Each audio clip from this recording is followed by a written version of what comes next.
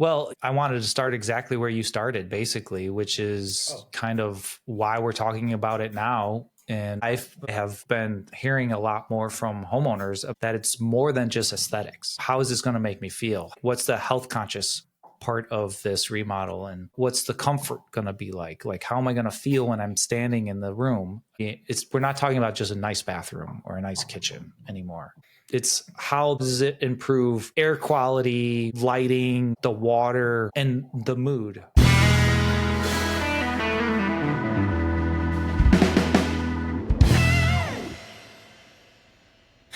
Get ready. Gotta stretch it out. Okay. Big stretch. You ready? All right. Let's go. All right. We made it. How you doing there, Todd? Doing pretty How's good. it going, buddy? Yeah. All right. How's your week? I'm clipping right along. The week's good. Are you? Smooth. How's it going? Yeah, it's good, smooth week. I'm just down to doing the 2 projects that I want to do. So had a nice walkthrough with designer, electrician, homeowner today on one of them. The other one we're patching drywall. So we're all the rough ends are done and passed all inspections and on the cabinets in about a week. So yeah, so I'm doing good. The only thing that sucks is the weather just decided to turn like on a dime. It was 75 degrees 2 days ago and today's 46 and gross, just raining, and you can just feel that cold coming in. I don't know why I'm surprised by this every year. I know where I live. It's, it's still just the idea of once that weather turns, it's just like shit. Yeah. Yeah. Cover the winter outdoor is patio coming. Furniture. So the fun days are fun days. That's just short days. So, anyways, but yeah. I'm good. I'm good. Yeah. How's things? That's the Midwest for you.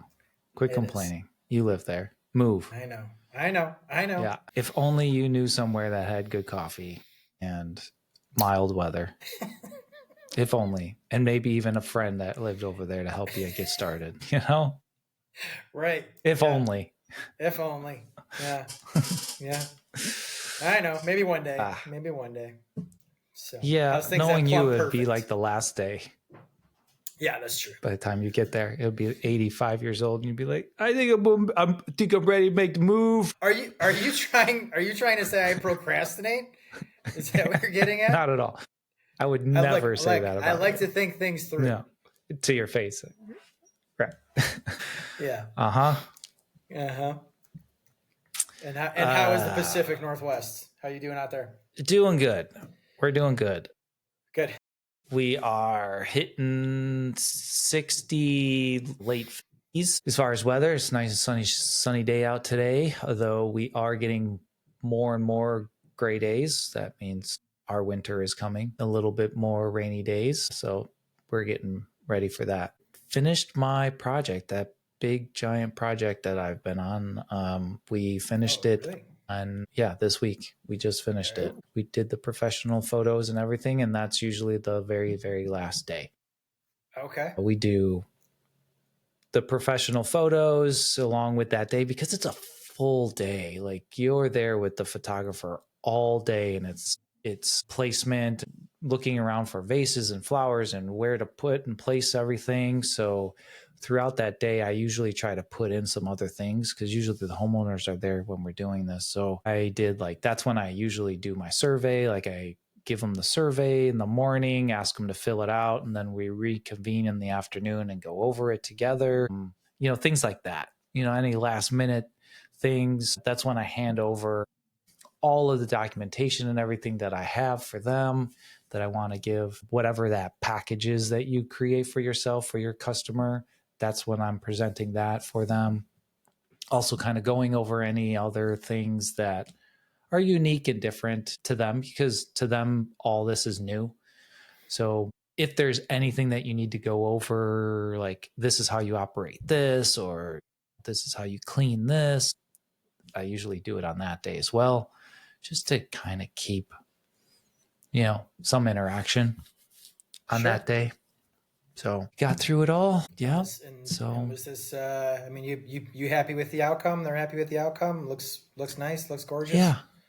Okay. Looks nice. Looks gorgeous. When do we get finished pictures? When do we get these professional pictures? Yeah. Usually about 3 weeks to get the photos back. Okay. Yeah. I'll probably just throw up a phone picture on my phone or something and show you guys and see where we're at on that. Awesome. But yeah. And Awesome. then we're on to the next one here in a couple weeks. All right. And you So finished on schedule. you know what? I finished on schedule, on budget, as I always do. I've never not made my schedule, so I don't know how other people have that problem, but I can see how it could be a problem. But I've been lucky. I'll knock on wood. Yeah, and that was one of the things in the survey that they came back with, was that they were extremely surprised that I hit my deadline within a week of what I originally said I was going to do in April. Mm-hmm. It is now October, and I hit it within a week. So, that's and great. we added it. I mean, geez, all the things that were added and changed and stuff throughout the project, we still managed to stick with that schedule. So yeah, she was happy. Good. I'm happy. They're happy. Yeah. So win-win. Cool. Yeah. It's hard to walk away from those big projects and not feel like they're friends. So, and that's what we kind of ended with, which was pretty nice. Yeah. They were like, we're going to decompress for a couple weeks, and then we would love to have you and your wife over for dinner. And I was like, is that not like the best compliment that you can get? That's awesome. Right? Yeah. Very cool. Yeah. And that is I felt really good about it. There's so many people in the beginning of a project that always want we're going to have a big party when this is done. We're going to have a big barbecue. And then you just never hear from them when it's over. Not in like a bad way. They're just like, all right, this is over. No, Thank God this is done. And then they just never circle back to it, Your life gets in the way, right? So, it does. Right. So we'll see. But anyways, the intention was there. So that's all that matters. Mm-hmm. Felt good. Good. Okay, well, here we go. Another week of the Renovation Situation podcast, where we dissect those layers of this complicated remodeling industry. So grab your beverage of choice and we're going to get into it. What are we getting into today? I'm not going to ask Todd because I think I'm driving this boat today, right? Yes, you are. I don't know why I'm here. This is on you. This one's on you. It's on me. Come on. Yeah. No, we're gonna force you to interact. No, I'm in. I'll play. We're gonna talk about wellness trends. We're seeing a lot of wellness trends for remodelers, homeowners. So we're gonna talk a little bit about that. We'll talk about what it is, if you never heard that language before. Talk about all the things that we are starting to see that are incorporated in remodeling that usually hasn't been in the past or was always like an afterthought. And now like homeowners are coming up and asking for these things. And also, I think it's just overall good for your health. So with the way that society is going in the direction of, with the Gen Zs are seeming to be much more interested in health and the healthy conscious, and how I just think we're heading in that direction. So I thought it would be a good segment to talk about wellness in terms of your next remodel and, what we've been seeing, and hopefully it'll be helpful. Okay. What do you think? I'm in. Yeah. So it's not just about like pretty finishes but more so about like how the spaces are going to make you feel. Touchy-feely stuff today, Todd. Touchy-feely. I like it. I'm touchy-feely. Yeah. Hey, no. Be careful. You gave up that. You gave up that little weird white van of yours. Sketchy. I told you to stop passing out. Man, you took that candy. Literally. You took that very literally. Wow. I didn't think you were going that direction with it. Okay. Yeah. I am curious because you said this is something that's come up more, and I think probably, and I don't know that it's necessarily a regional thing. I think those things do tend to start a little more West Coast than Midwest, certainly. But so it wouldn't be surprising if it was more common out by you, or at least started sooner out by you. but I've heard a couple people mention some of the things that you want to discuss. And it's funny how those things kind of transition, because I remember years ago we were just talking about, it was just green building, right? And now they don't use the term green anymore. I forget why, but there was a reason where they don't really say green. Now it's just sustainable building. I bet you they're not using green just because it's overplayed. Maybe. And so they have to change it just to keep interest. Yeah. Could be. It could be. But it's interesting how some of these things start and what sticks and what doesn't. But yeah, so I appreciate it. I'm all ears, wherever you want to start with this. Well, I wanted to start exactly where you started, basically, which is kind of why we're talking about it now. And that's just because I have been, and it sounds like you have too. We've been hearing a lot more from homeowners that it's more than just aesthetics. How is this going to make me feel? What's the health conscious part of this remodel? And what's the comfort going to be like? Like, how am I going to feel when I'm standing in the room? And then the longevity of it all. And not only the longevity of the remodel, like we're talking about the longevity of my feeling and my health and the space, and making these spaces be intentional with that kind of forethought. So that's that. So let's talk a little bit about like the landscape of the wellness trends of wellness trend in general. And I think maybe it might be beneficial to try to maybe talk about what is wellness architecture, interior related wellness trend. So I took a stab at it, and I'm going to say that this wellness trend is like the practice of designing built environments to promote the physical, mental, and emotional health of occupants. What do you think? Did you AI that definition? I totally did. Of course I did. Did you just ChatGPT that definition? 125%. Yeah. Well, I'd be stupid if I didn't, because how was I going to articulate it? I can't articulate it any better than that. I think that put it in words very well. Basically, building environments or spaces, in our instance, like building spaces that promote physical, mental, and emotional well-being. Mm-hmm. I agree. Yeah. I mean, this is like you said, this was never a thought. This was never even a thought. Even 20, 25 years ago was never a thought. Oh no. I was going to say even 10 years ago, we weren't really. Yeah. And I wonder how much like COVID really brought this on. Sure. A lot of people sitting at home, staring at the walls, work from home. What air am I breathing? Well, and health, like water. I'm sitting here, yeah. So like the healthy conscious part of it too. Like I'm stuck inside. How is this really interacting with like my body right? So I think it's once again really important to kind of touch on like this isn't just going to be we're not talking about just a nice bathroom or a nice kitchen anymore. It's not just homeowners are coming to me and they're not asking for a nice bathroom or a nice kitchen. It's more than that. And it's hard to articulate this, especially for me since I suck at my words, but it's how that space improves, right? And how does it improve air quality, lighting, the water, and the mood? How am I feeling, right? So I think it's really important that that's where we're coming from today. That's what we're trying to talk about, the wellness trend. That's what we mean when I'm talking about the wellness trends. Right? Okay.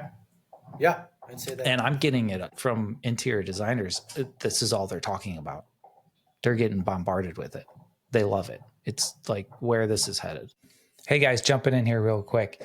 If you're a remodeler or service business owner who's still doing your own bookkeeping at 9 p.m., I've been there. That's exactly why I started Plum Financial, to help business owners like you take back their evenings and actually feel confident in their numbers.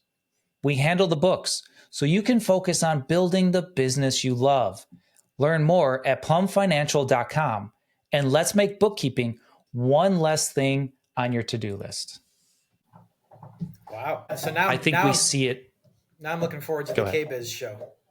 The IBS show out in Florida. Because we're going. That's going to be the hot topic. Yeah, we're going, everybody. So if you see two bald guys walking around, one with a little bit more hair than the other, we'll be there. It's us. Feel free to come up and say hi. That's right. We will sign autographs. I guess. Don't let it get to your head there, Todd. Just because you're videotaping yourself on TV doesn't necessarily mean that you're on TV. All right. It's not the same. Okay. So let's just talk about. Okay. So what makes us well? Yeah, that's right. Unwell. So let's go into what are the trends that we're seeing. Like what's the features? What are the things? Which is going to be really hard to pinpoint. So I'm going to mostly talk about like why and all the things. But basically, we're going to go through as many as we can get through. There's a handful. Well, I actually have a lot more than a handful of them to go through. We don't have to go through all of them, but we're going to get through a bunch of them. And we're basically just going to kind of talk about as much of that topic that we know about. Because I would be the first to say that I know of these trends, but I don't know enough information about them to really go in depth in them. But we're going to get through it as best we can, as we always do. So the first one is like what I'm hearing a lot of is natural light in terms of like your circadian rhythm and how the sun comes up and goes down. And how are we trying to capture that in that space? Now, before, like Todd said, 20 years ago, we didn't care. Nobody ever talked about this. But now we're talking about how can we get more natural light in the room, not just for lighting, but we're talking about let's get natural light in the room at particular times of the day. What is it going to feel like? And then how can we create that rhythm throughout the day in that room? All right. So are you following me? Yep. So this whole thing is kind of like a biophilic design. And by that, I mean, it's kind of like how to increase the occupant's connectivity to natural light in the environment through the use of direct light, indirect light, and the space itself. Okay. All right. So think of how do I bring the nature indoors? So we're seeing a lot of this with wanting to do outdoor kitchens, a lot of these big accordion doors, very large windows. We're asked to do large windows a lot. So we want to bring the sunlight in through what I just said, large windows. And then also open floor plan works. Open floor plan works because you are allowing the natural light to kind of move throughout that space naturally without being broken up too much with walls and all of the other things, right? Right. So that's what I'm talking about when we talk about that.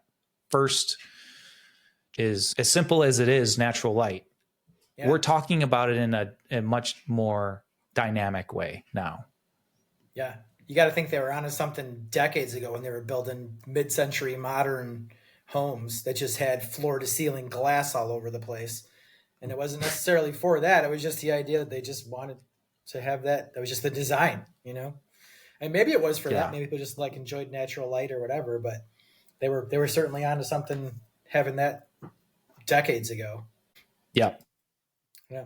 So you'll see that like light's really important. That's why I brought it up first. And I want to touch on it again later if we can get to it, because it is like the biggest thing, I think, that is consistently brought up for us. And how are we going to do that?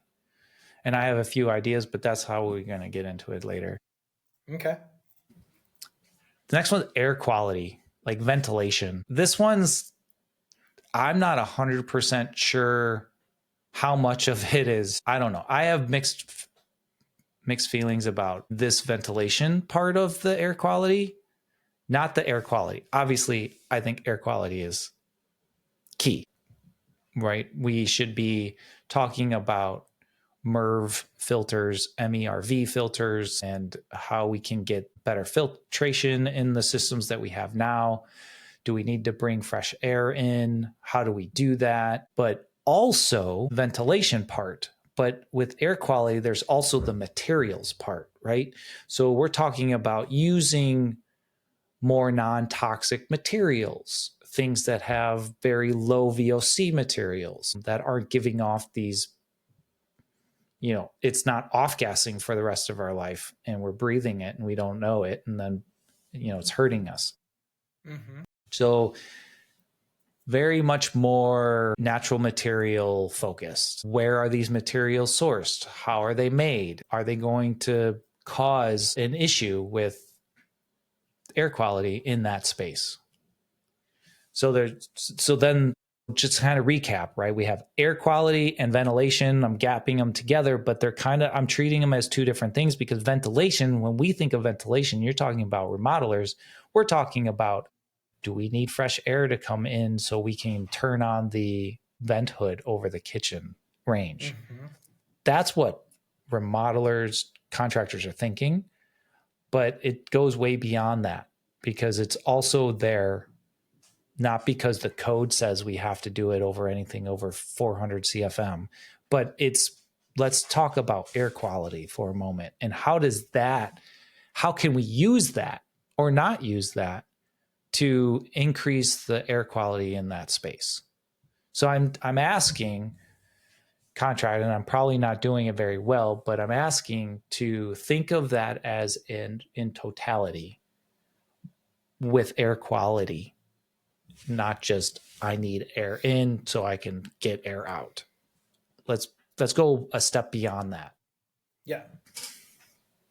Air quality. And I think it's really cool, because also in this category, I would also throw in plants. We're now actually seeing that there's a little bit more focus on what type of plant. Are there going to be plants? Where are the plants going to live? And then even living walls. Like, I've gotten one question lately. This doesn't come up very often. I think it's really cool, but just adding an accent wall, but that accent wall is a living wall where the whole wall has living plants on it. Very cool. This is inside or outside wall? This is an interior. No, this is inside. This is an interior wall. Yeah. Oh, okay. Yep. That's interesting. Yeah. And there's systems built for this purpose. Very cool. Yeah. It sounds cool. I've never seen this, but it sounds cool. Okay. I'm interested. Good. Just Google living walls. You'll learn a lot. It's really cool. It's right before just Halloween. Another way. If I Google living walls, I might get a totally different thing that comes up. Yeah, maybe. Mm-hmm. Sorry, go on. No. I think plants in general is an underrated thing that you can do to increase the air quality in your home, I guess, is kind of what I want to leave on that. Okay. So I'm going to be somewhat antiquated in so I remember years ago, they used to say there were certain plants that were better at actually cleaning the air. And these are just indoor house plants, one of which I remember was like a Boston fern, Boston ivy, I think it was a Boston fern. And that there was like 2 or 3 of them that were supposed to be just known for actually cleansing the air. And I always thought like, oh, that's great. I'm going to go buy these plants and put them in my house. Who doesn't want clean air in their house? Of course. Yeah. Throw one in this room, throw one in that room, whatever. And I just like having plants around in my house anyways, to be honest. But I came to find out later, it got debunked. Like all of these plants got debunked, and like Science Digest or Science Daily or whatever the hell it was. And they did extensive studies on this and said, like, in order for these plants to actually have any effect on your indoor air quality, you would need like 150 of these plants to be in like a 1,200 square foot home. Like it was some absurd ratio, So it's like if you have 12 of them in every room, yeah, you can maybe make a minimal effect on your actual air quality. I don't know that that was 100% true. Science magazines and studies aren't always accurate either, right? So I'd be curious to see if you're really getting into that, really getting into the weeds on that. I'd be curious to see hard data. But I will always say there is something to like just that placebo kind of effect where if you think you have this beautiful, fresh air cleansing living wall in your home, then that goes to your mentality. You're going to think you have it. You're going to feel better just because it's there, Plus, it's going to be pretty. So there's something to be said for that. Sure. That's my off the cuff answer, but I don't know. Okay. Yeah. Do your own research, right? Yeah, for sure. For sure. So since we talked about air quality, we should probably talk a little bit about water quality. And so I think we're all going to fall to like a reverse osmosis machine when at least that's immediately what I think of when we're starting to talk about water quality. We also could introduce like filtered faucets, but also with water quality. And I also want to kind of jump into air quality just for a second, because what I wanted to touch base on that I just forgotten water quality reminded me was humidity. So I think humidity is really important to talk about when we're talking about air quality as well. So I'm just going to throw that in there. Forget that if you have the chance, if you're doing a big extensive remodel, then with like more than half of your house, then maybe it's time to start thinking about controlling the humidity in the home. So anyway, throw that out there. Back to water quality. We were talking about reverse osmosis is kind of where we kind of lean towards when it comes to air quality, but there's also like little things that you can do, filtered faucets, that kind of thing. Do you have anything on water quality? There's so much that we can go into. Are you on well? Are you on city? I really highly recommend the first thing you do is get a sample, send it out to a lab to get tested. There's no use doing anything to your water if you don't know what you have. Right. I amen to everything you just said. Yeah. Could not agree more. There's people that think they just want an RO system just because they want it, or there's, like you said, there's how many different avenues to go down. I just went through this actually with a client that they're on a well and they've lived there for 29 years, and they've of course occasionally get their water tested, and they've never had high levels that they were concerned about of anything. But they don't plan on going anywhere. They're in their late 60s. If they're leaving that house, they're leaving it horizontally. So they looked at it as, we're doing this remodel, we're doing the kitchen, laundry room, blah, blah, blah. If we're going to do this, let's do it now. And so I told them, I said, I don't want to speak at length about something that I am not knowledgeable enough on. So I'm going to bring my plumber in who has a second company that actually does all these water filtration systems. So they sell the RO, they put them in, they do maintenance schedules, they'll come out and test your water, they'll do all these things. So he came out and did all that. And they're at this point actually discussing that, looking at their different options and seeing what avenue they want to go down. And they had said they've lived there for 29 years and never had an issue, but their concern was, what's in that groundwater that's potentially leaching in, some sort of runoff from something. And it's like, okay, so, but to your point, yeah, first thing you're going to do, test your water. If you don't know what's in it, you don't know what you're doing. So got to start with a baseline somewhere, right? Yeah. Agreed 100%. And I mean, the first thing, and I don't care if you're on city or not, I used to be on well, then I moved to city. When I moved into the city water system, I immediately went and got it tested, even though the city tests it themselves and gives you a report if you ask for it, which I did. I got it tested myself. I sent it out to a lab anyway. I don't necessarily trust politics. So I did. And then you get to decide, is this something that now you know what's in your water? Most often in a city environment, if you're on city water, they're pumping in as much chlorine as they can. So whatever's allowed, they want to make sure that they kill everything that they possibly can that's in their system, right? So they're throwing that in. That sucks because chlorine is really not good for you. So you guys can decide on what's good for you, but very first thing, get it tested. Then you can decide is it heavy? Do you have a lot of magnesium, potassium? Do we need to put in a water softener? Do we need to have an RO system to get rid of anything else that might be in the system, in the water? Maybe you don't. Maybe you're good. So I'm not going to get any further into water quality other than it's really important. What got me interested in water quality was realizing how much water my wife drinks. I don't understand how much water my wife can drink. I would never leave the bathroom if I drank that much water. I can't understand how she functions. What are we talking? Give me a window here. Talking like 5-6 glasses of water a day? 8 to 10 glasses of water a day? I don't know. I'm not with her at work, so I'm assuming she's drinking her water bottle at work as well and filling it up. But every time I see her, she's got a glass of water with her.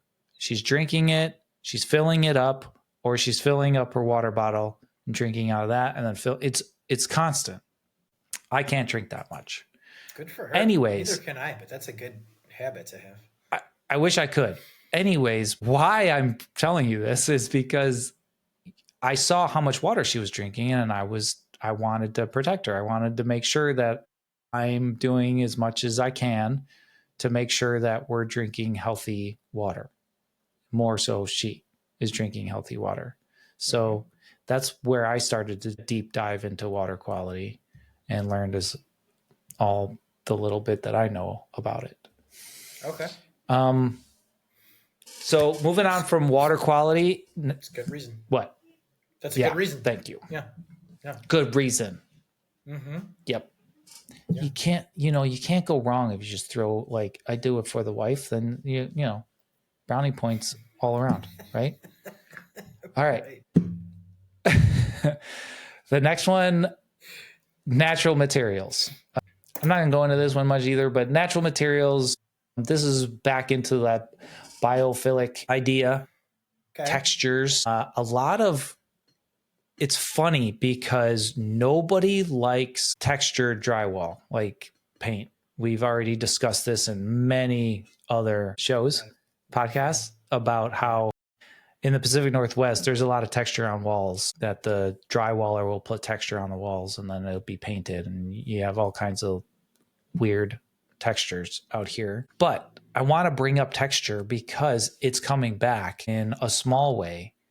But in the terms of natural materials like wood, stone, I'm seeing a lot of ask for wood finishes, softer finishes, more.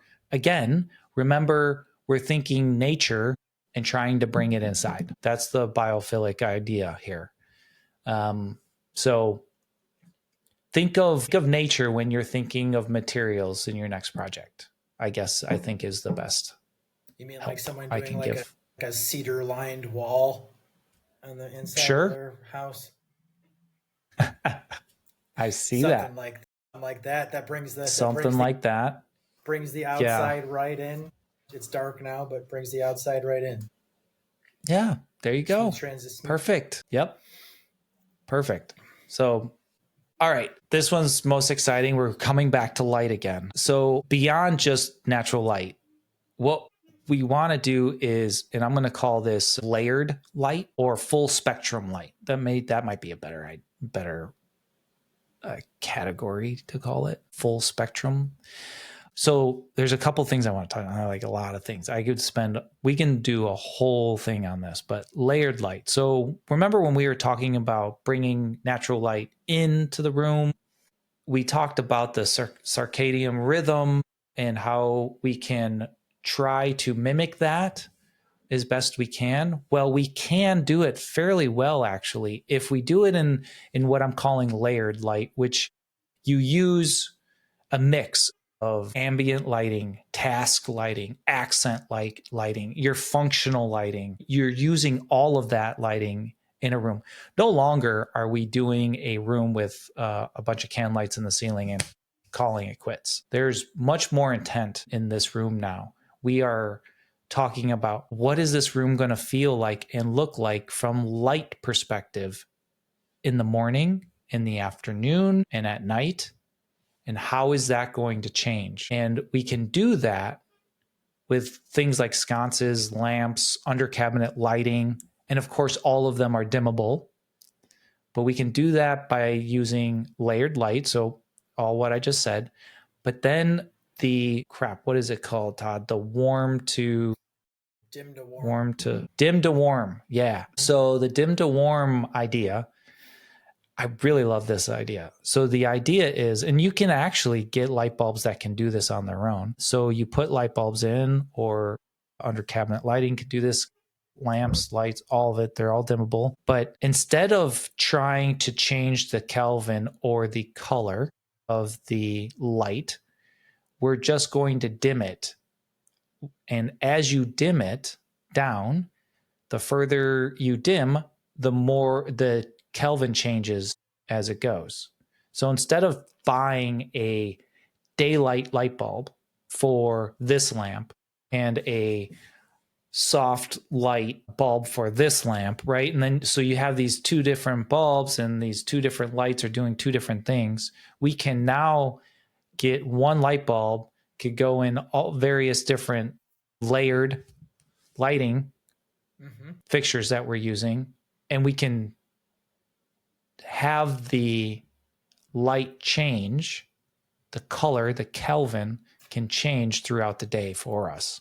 So you want 25, 27 in the morning, then it could start ramping up to your 5,000, 6,000s, even if you want for daylight and during the day. And then we can bring it back down at night. So when we're starting to get ready for bed and the sun comes down, it's really important for sleeping, because sleep is such an important part of your health. Sure is. That bringing that blue light or that daylight down into a 25, 27 Kelvin, I think is really helpful. Agreed. So being flexible too, right? Yes.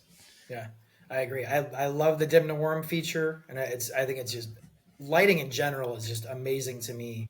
The strides that we've made in recent years. That being one of them, just the idea that there's a light bulb that can do that can just change colors and know when and how to change colors, and to be able to tune into that is pretty amazing.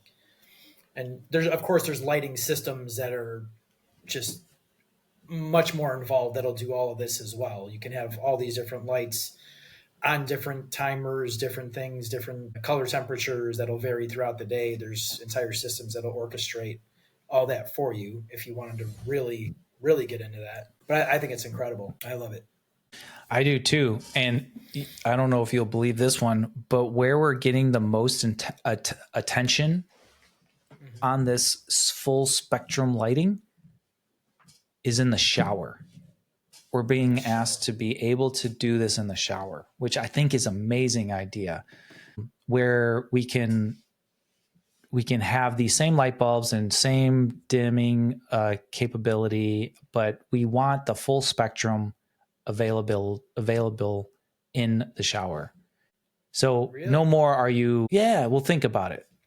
If you get home late, the sun's down, you eat dinner, take a shower, now it's late, you're going to turn on those 3,000, 4,000, 5,000, maybe blue, really light blue light, daylight in the shower. And then what? Then try to go to bed. Like it's just that's not the best way that you could do it. Sure. And so we're asking, hey, can we bring this full spectrum into the shower, and you get this full shower experience? And this is where we're starting to think of these spaces more like spas than just a function of my part of the day. But remember, we were talking about the mood and how these spaces are supposed to make you feel, right? Yeah. So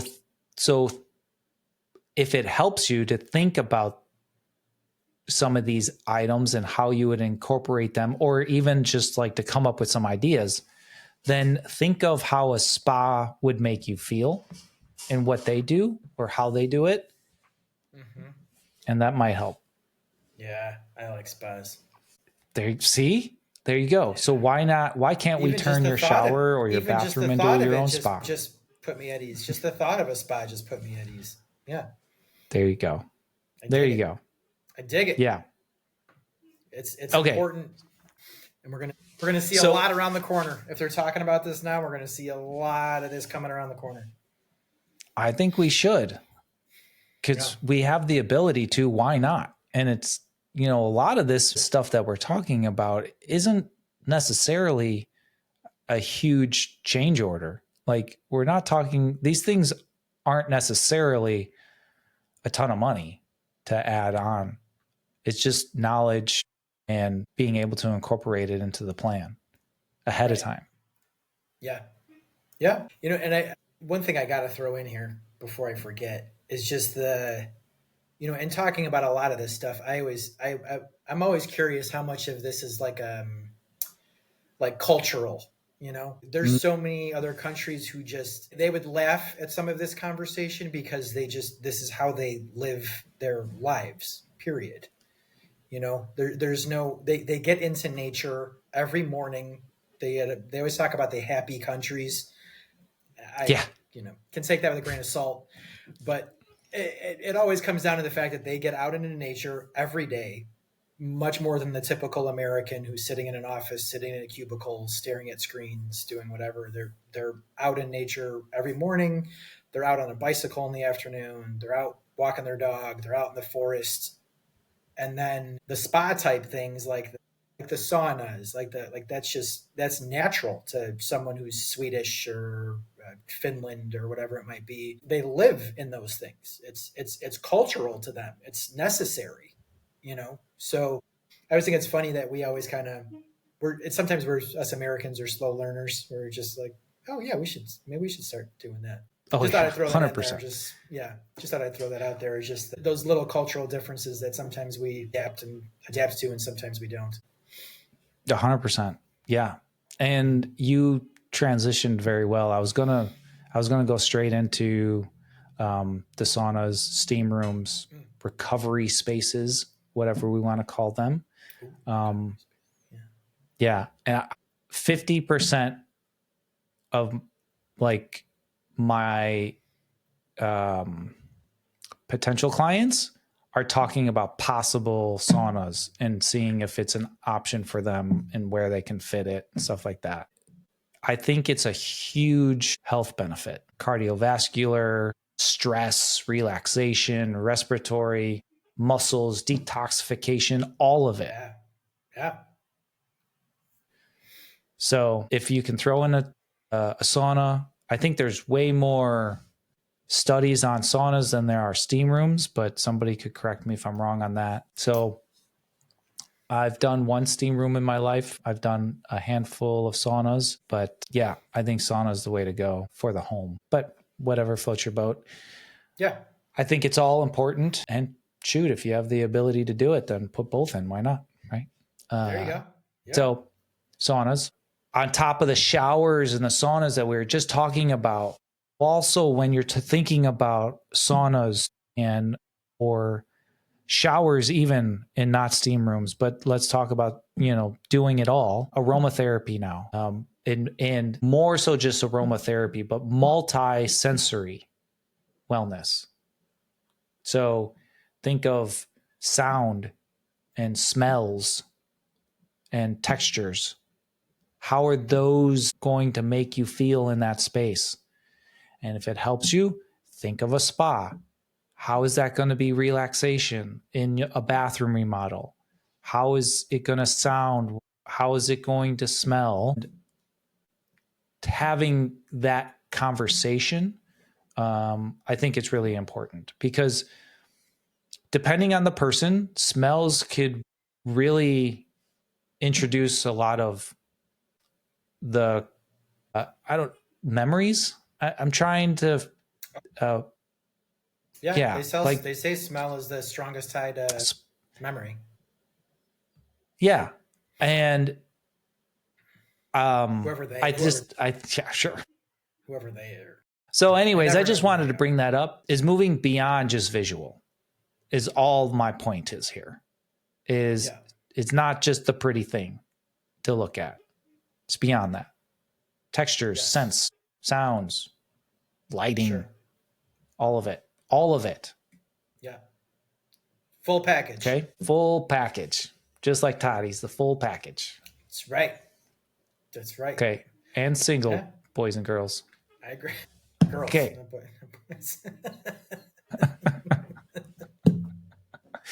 You caught that really quick, didn't you? Yeah. But I agree. It is. It's certainly a lot of things to consider. I like that road. I like where things are going in that capacity. Good. If you're going to spend, nothing's cheap these days. If you're going to spend the money remodeling your bathroom, making yourself a nice master bathroom, make it a spa, make it cozy, make it beneficial to your health. Yeah. Do these things. You spend every freaking day in there. Yeah. Yeah. All right. Really quick, the last one. We've went way longer than I expected to go. Just kind of what we're also being asked a lot is what I'm going to call dedicated wellness zones or spaces. So dedicated space just for whatever it is we're trying to create, right? That wellness space, that spa-like bathroom, or more often a dedicated wellness space would be more for like yoga and meditation space that is strictly made for that. And how are we going to do that? These spaces are perfect for what we're all just talking about, wellness, bringing nature in. How is it going to make you feel? What are the textures and the lighting going to be like? Aromatherapy, all of it, right? So we're getting a lot of like a recovery nook, or what we like to call like, where is she gonna or he gonna go hide in a corner and read a book, right? Like these little nooks. Like, there's sometimes these houses are kind of weird layouts, and sometimes you can find this little nook that nobody knows what to do with. And you can turn this into like this perfect little recovery, book reading, yoga, meditation spot in the home. Sounds like a good use of space. Yeah. Intentional living. I like it. All right. Okay. Any takeaways from you there, Big T? Yeah. I like the lighting. The lighting I knew a lot about, but just the idea. I mean, you had brought this topic up, so just the idea that this is getting a name and some sort of recognition, and that you have half of your potential clients are asking about these things, I think says a lot. So I think a lot of this is going to get adopted over the next couple of years and just get implemented into more and more projects. Again, with people spending more and more time at home. There's so many people still working remote, or at least partially remote, or just spending more time at home to begin with for whatever reasons. So I think we're going to see more and more of this in the pipeline, and in a good way. I think it's a good thing. Yeah. Good. Well, I hope this was helpful, everyone, and hope you guys start thinking about your next wellness space and some intentional living. Yeah. Cheers. Cheers. He's got nothing to drink.